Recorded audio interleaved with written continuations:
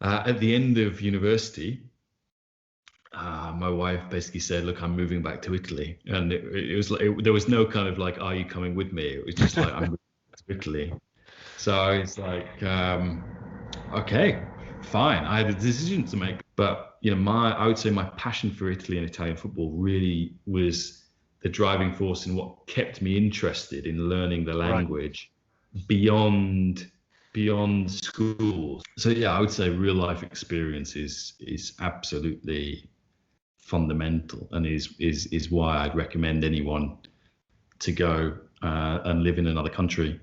Hi guys, if you're new here, welcome along to my channel. My name is Patrick Kendrick. I'm a freelance sports journalist and conference interpreter, and I'm delighted to say that in today's video I had the opportunity to interview James Horncastle. James writes about Serie A for The Athletic. He also makes regular appearances on BT Sport covering the Champions League and has also covered European football in the past. We didn't necessarily talk too much about his career. This was focused more on his language learning journey, how he got into Italian, how he became passionate about the country and the language, and what his future plans are as well. And one day he might even like to move back. Let me know what your thoughts are, and I'll get straight into the interview. Cheers, guys. James, thank you very much for joining me.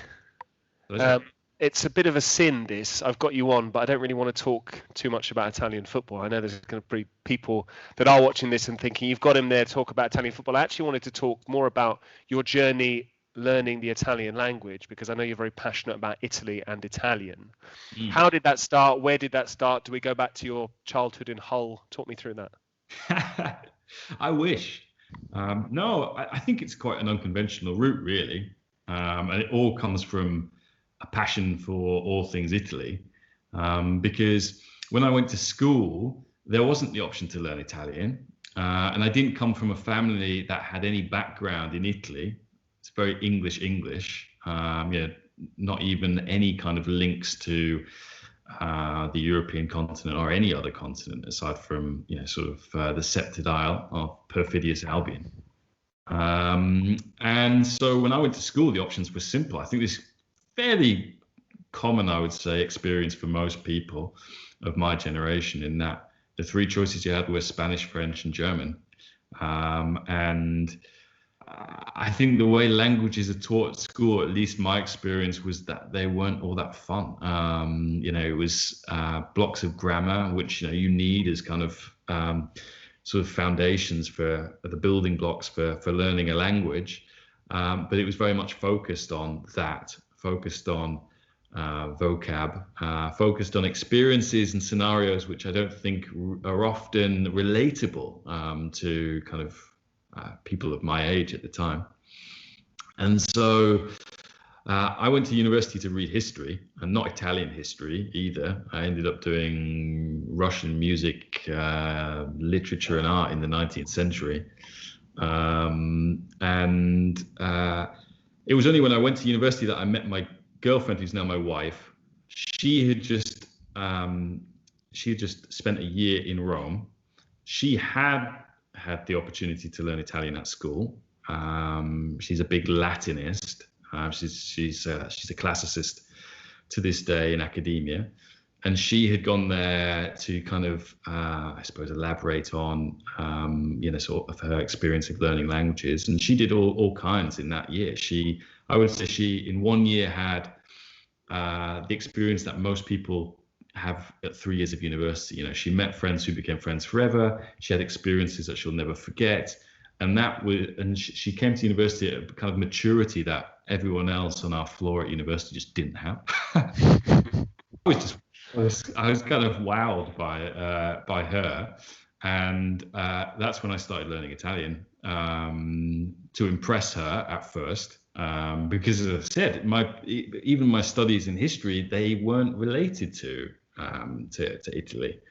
But I think what provoked me was her experience. It captured my imagination, and then we would always go to Italy when we had the opportunity, be it at half term, be it at the end of the year, and we'd go and spend most of the summer out in Rome.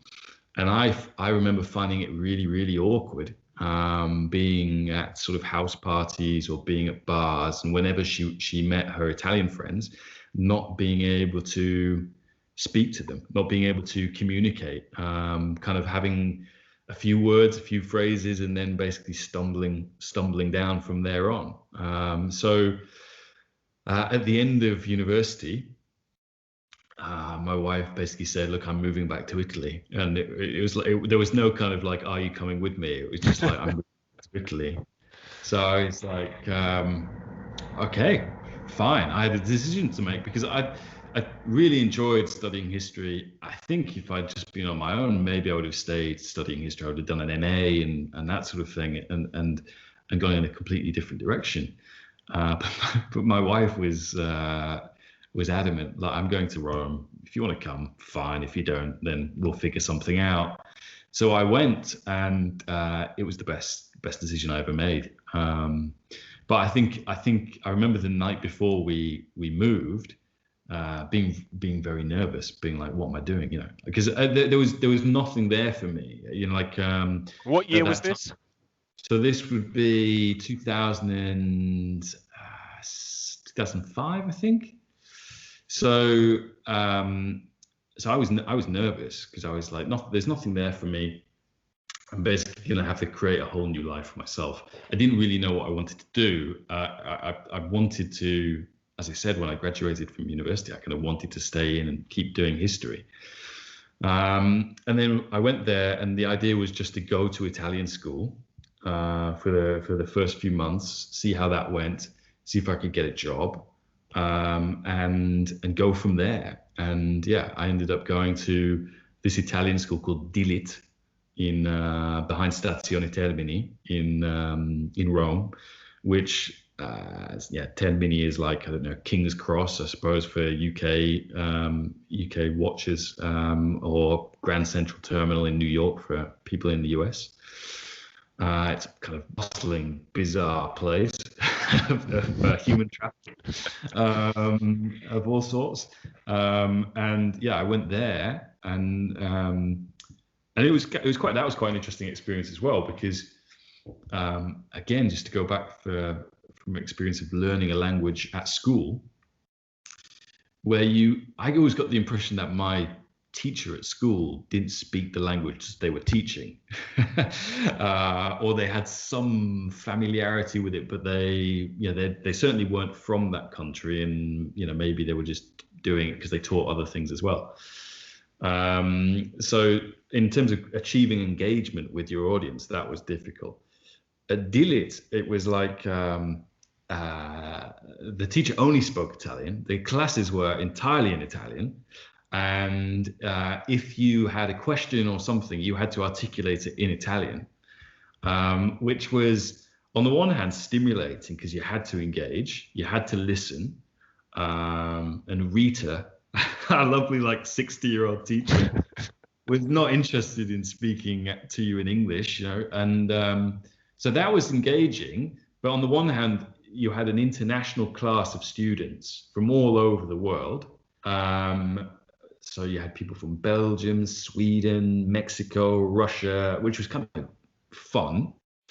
But if any of them lost interest or just or didn't want to kind of engage with the class, they just ended up speaking English, and things descended, And so that was a good starting point, but it was still quite limited in that you could get the kind of building blocks you needed, but really you had to have real conversations in real scenarios with Italians in order, I think, to kind of progress.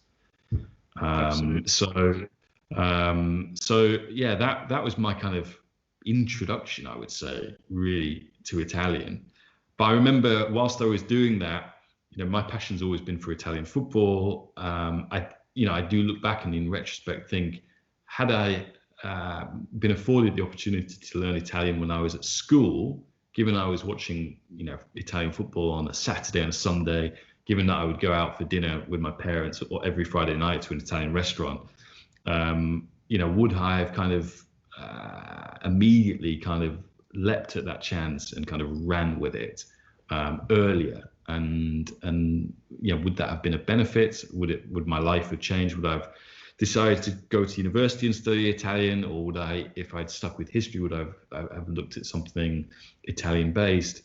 But I would say my passion for Italy and Italian football really was the driving force in what kept me interested in learning the language beyond school. So when I finished at Dillit, I think some people went and worked in bars or something like that and picked up Italian and did really well and stayed in Italy.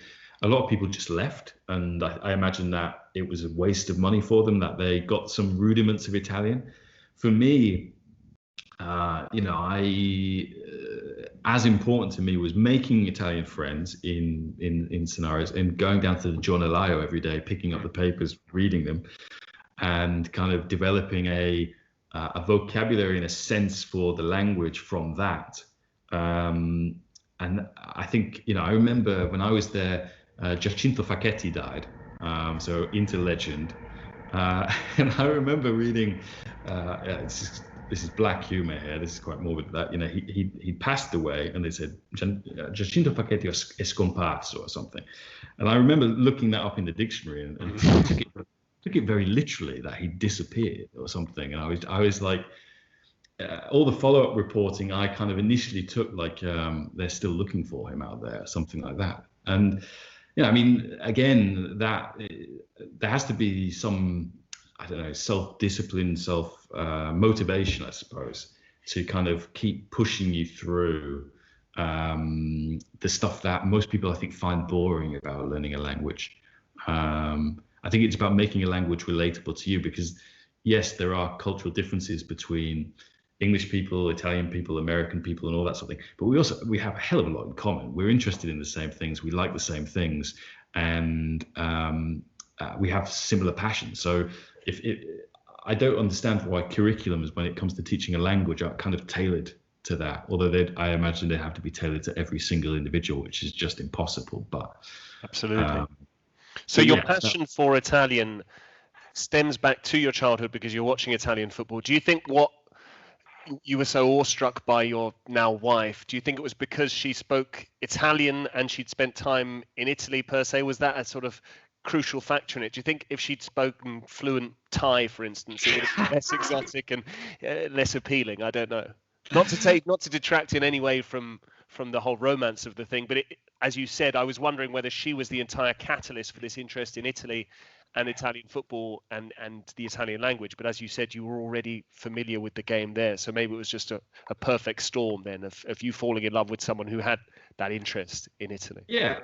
I mean, she takes credit for my entire career, and rightly so, because without it, I don't think I would have been exposed to scenarios whereby I could have this opportunity to learn Italian.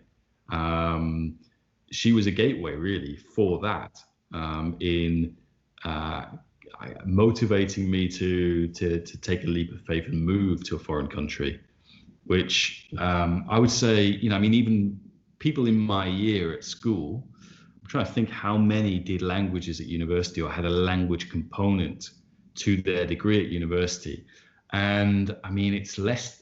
It's less than the fingers on my hand. I mean, one of my best friends, Rob, he went to Spain, and again, he met his wife, Spanish, and again, that helped him kind of, I suppose, progress and keep Spanish in his life and make it a part of his work in a way that I suppose wasn't the case for others. And yeah, I mean, I'd always had this passion for Italian football, but it was like, well, what do I do with it? And I suppose meeting my wife put me in a series of situations where I could then maybe make something of it. And yeah, I dread to think what I would be doing if I hadn't met her, because I don't think I would necessarily have found a way in. Certainly moved to Italy, certainly have put in the time and the effort to learn a language. develop the kind of confidence in that environment to speak it.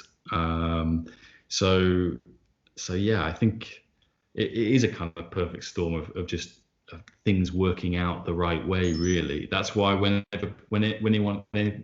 anyone ever asks you, like, how did you get into this, it's very difficult to offer an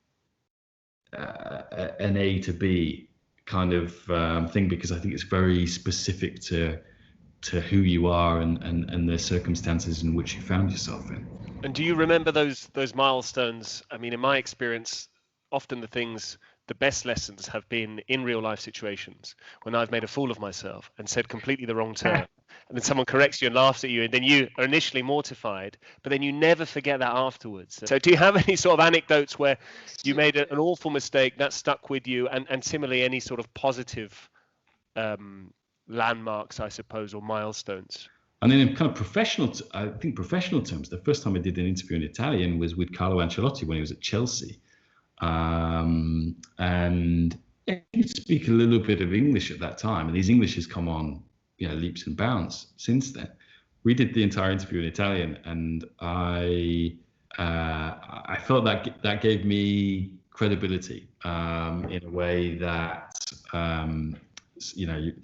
I think he was curious that an English person would do an interview with him in Italian,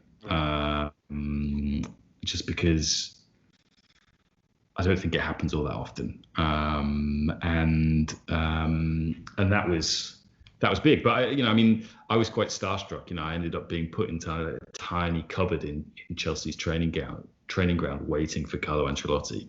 And he came in, and I can remember kind of being nervous. But as with anything, like a lot of the time is, I don't know if this is your experience, but if you're confident, if you project confidence, if you say something with confidence, like what you're saying, even though you might make a mistake, it doesn't really matter. It matters to you because you're mortified. Oh, I've cocked up here.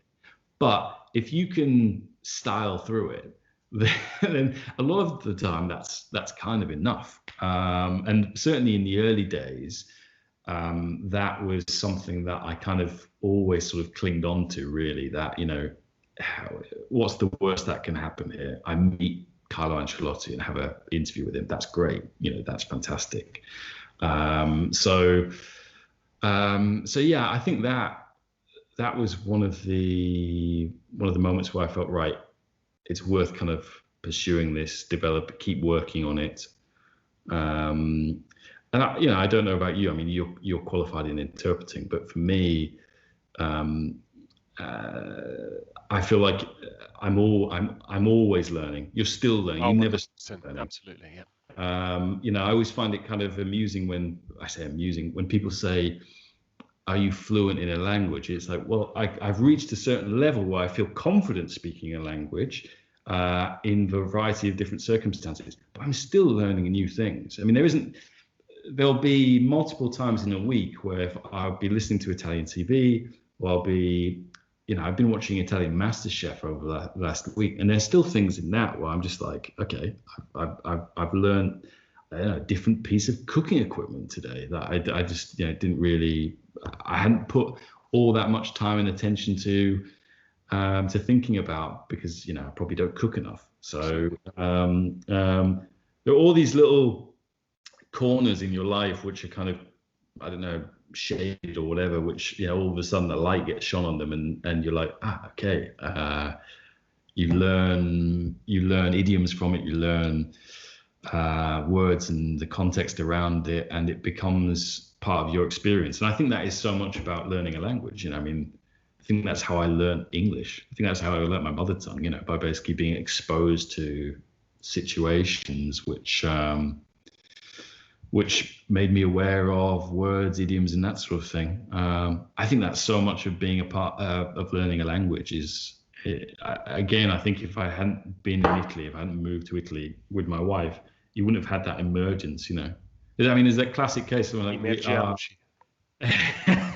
a Fabio Carreras, the latest Ah, craze since we've had no fans in the stadium. Yeah, let's yeah. dive into the ambient noise. Anyway, Uh, sorry, I interrupted you there. no, it's great. It's great. I always end up tweeting that whenever he says it. But I remember this is another kind of answer to your earlier question. Is I remember we had like a plumbing problem at our flat in Rome.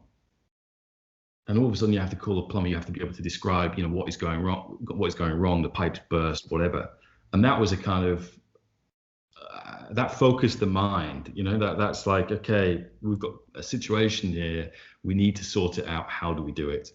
And again, I don't think there's a textbook for that. I mean, there are certain scenarios and that sort of thing, but that is something that you have to learn by exposure often the time. So yeah, I would say real life experience is absolutely fundamental, and is why I'd recommend anyone to go and live in another country. I mean, when I was working at BT, we had a colleague, Archie Rintut, who was Archie was really interested and really passionate about the Bundesliga, and we just encouraged him to maybe go and sort of take that leap of faith and go and live in Germany, and he's done that ever since. Speaks German.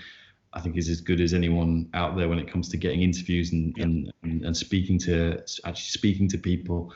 And I think he's found that really rewarding, not just on a kind of professional level, but on a personal level as well. And that's the thing. School, it always felt you were being pushed into languages for professional reasons, rather than for personal reasons and how it can enrich your life experience. And I think that's the best thing. That's the best thing about learning a language. So yeah, as I say, it's the best thing I've ever done. It's something I keep working at. It's something that I'd like to add other languages. I know you've done that. I mean, it's curious because I feel like now I can read other languages, but I'm limited in speaking them.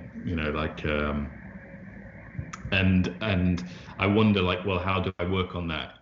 And my kind of answer is that if I want to learn French, I have to go and move. I have to move to France. I'm a big believer in that as well. I think that's a great idea. I just wanted to come back to what you were saying about Ancelotti. Was that a milestone for you because it was a sort of very tangible progress? You grew up as a fan of Italian football. He's an icon of the game, both as a player and now latterly as a manager. So there's the linguistic rewards from that perspective, or was it because it would help you so much in your job? Because naturally, if you are conducting an interview with a foreign player or coach, and you're having to do it in English, and that's their second language, even if they have a very strong command of the language, there are always going to be things they're not necessarily going to be able to express themselves comfortably doing so. So I wonder whether, and similarly, as a follow-up question to that, how difficult is it for you then to interpret and translate the quotes? How faithful do you have to be with that? Are you occasionally worried about, oh, well, he said it that way, I read this into it? There's a big difference there, isn't there, between doing an interview in English and then you simply having to report what they've said because you've either taken shorthand or you've got it on a dictaphone, and actually doing an interview in a foreign language and being like, well, now I have a duty to select what they're saying faithfully, but also I have to put my own spin on the article and choose which quotes. I'm fascinated by that whole phenomenon dynamic. Yeah. So there's a lot to kind of unpack there. I would. So I think it's always best to speak to someone in their mother tongue, just because they feel more comfortable in that, and they're going to be better able to express themselves. And I mean, last year I worked at IMG a little bit on their kind of Serie A preview and review shows, and they would get interviews, and they would speak to I don't know, let's say Carol Linetti at Sampdoria, who's now at Torino. And Linetti, I think had been in Italy for a couple of years, spoke Italian, but the preference was, let's actually speak to him in Polish. Let's get a Polish interpreter to come in, and he'll be better able to kind of express himself in that, and we'll get a better interview because of it. So I'm a big believer in that, rather than getting someone to kind of stumble through another language. And then in terms of interpretation, I mean, strictly speaking, there are some things that if you literally translate them, don't make sense. um, and even if you take the view that actually that's kind of colourful and shows Italian for the language that it is, it loses the reader. So I think you have to interpret it, and you have to put it in terms that, in that context, a football fan or whatever can understand, that sort of thing.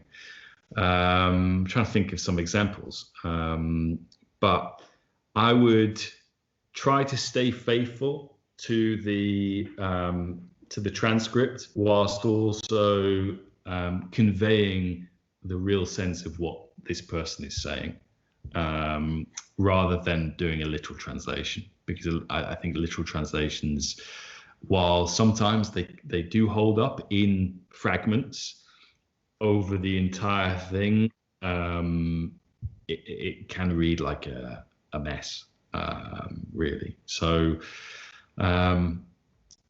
yeah, I'm trying to think of an example. I interviewed Rodrigo de Paul the other day, and again, he was Udinese saying, captain, for those who are not familiar with him. Yeah. And I can't remember what he was saying, but I think what I did initially was I didn't translate it. I transcribed it literally. Transcribed it literally and then translated it with interpretation, whilst sort of still trying to stay true to what we were talking about. And I think that's fair. You're not putting words in other people's mouths. You're just conveying what that person is saying in an understandable way to a person who's reading it or listening to it in another language, I suppose. I don't know. I mean, you've got as much experience as that, more experience of that than I have, and also you have to do it like that in double quick time if it's a press conference as well, which is still I think I've had that in the past. It frustrates me when I'll read an article which has quotes from foreign, it's not necessarily the person that's writing the article that has that's actually conducted the interview. So maybe they've just taken quotes from Juventus's website and they've just been badly translated into English, and I do find that quite frustrating as a linguist, because I do think this content needs to be accessible, and you don't necessarily always say in English, "Oh, he's a very strong player." No, strong means they're physically tough. Giocatore forte, it means they're a good player. Basically, they're good. He's a good footballer. So, I could talk all day about that. But I know you're a busy man. Before you go, I wanted to ask you one final thing. Obviously, you do a lot of broadcasting in the UK about Italian football, and you're almost you sort of buck the trend in that. I know there's on BT, because there's Rafa Honigstein, who's German, and Julien Laurence, who does French football, and you're the Englishman doing Italian football as opposed to, say, the Spaniard doing La Liga, etc. Have you ever done any broadcasting in Italian? Is that something you're interested in? Is that an ambition you have between now and the end of your career?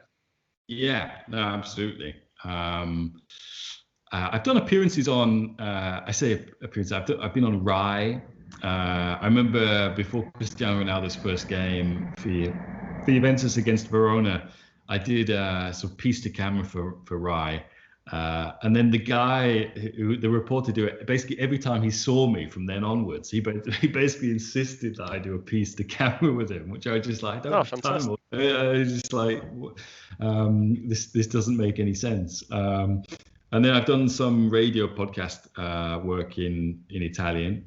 But yeah, no, I think that is definitely an ambition of mine. I mean, I'm quite lucky. I'm very lucky in the UK to kind of be given a platform to speak about Italian football, without having an Italian heritage. I think I'm helped in that by, one of the guys who I work with a lot, James Richardson. He's the same. James, is the go-to person for Italian football in the UK, and on the back of his experience of doing Gazzetta Football Italia on Channel 4 for so many years. I mean, he is who you associate with Serie A in England. So that helped. And also, I think, he vouched for me as well when it came to putting that show together, because I think the initial intention was to have someone with an Italian background, an Italian name. And I think that person pulled out, whatever. And James then basically said, well, why don't we try James as well? So again, that just goes to show that you need luck in this job, in this life, in order to get those opportunities. And I was very lucky, and I so far, touch wood, haven't messed up, because you never far away from doing that. But yeah, no, my ambition, is to move back to Italy, because I'm at the moment based in London, because we do we used to have the TV show here, so every Sunday, rather than be at a game, I would go to the studio and do that show. And during Champions League, we have the goals show as well, so on Tuesday, Wednesday night. So it became kind of problematic really to live in Italy. But that is to go back and live in Rome is another kind of long-term sort of ambition. And with that, to make that viable, there would have to be some sort of broadcast work there as well. So, but I think there are opportunities coming. We'll have to see what happens with the league, whether they start their own channel. It's been talked about for years in Serie A, yet to see it happen. But I think that might be closer than it's ever been. And I think if that's the case, then there will be opportunities in Milan or something like that. So just a 3-hour train ride away from Rome, so you could well, fly if you want to move to Naples, as we all do. I love Milan. I love going there, I love hanging out there, because it's just so easy for me to get to. If you're in London, it's a very short flight, and there are lots of flights. But my wife, even though my wife's English, she's become very provinciale in kind of a Roman sense, in that Rome is small. Rome is like a village, but it's also like, to anyone who's there, it's like there's nothing better than Rome. It's like, even getting my wife to go to Florence, or getting her to go to Naples or somewhere instead of Rome, has always been a challenge. So like Milan has just been like I remember she took me for my birthday when we lived when we were in Rome. She took on my birthday to San Siro to watch Inter play, like Cavani's Palermo or something like that. And she enjoyed it. She loved it. But would she like to go on a week break to Milan? Would she like to live there? I get the impression that it's a no. It's a strong no. So it's something that I have to keep working on. But as a mutual friend of ours often points out, it does rain a lot in Milan as well. So. Yeah. Shout out to Sheridan Bird. But yeah, fantastic. No, that was brilliant. Great to get an insight into your journey learning Italian, which is ongoing. It is for all of us as well. So keep up the good work, and I hope to see you on Italian TV one day, because I don't have any plans to move back to England anytime soon. So maybe one day we could host our own show in Italian on Italian TV, and then we can both tick that one off. How about that? Yeah, or maybe there are opportunities in digital disruption, which is one of the big things that the league goes on about. So yeah, we'll see.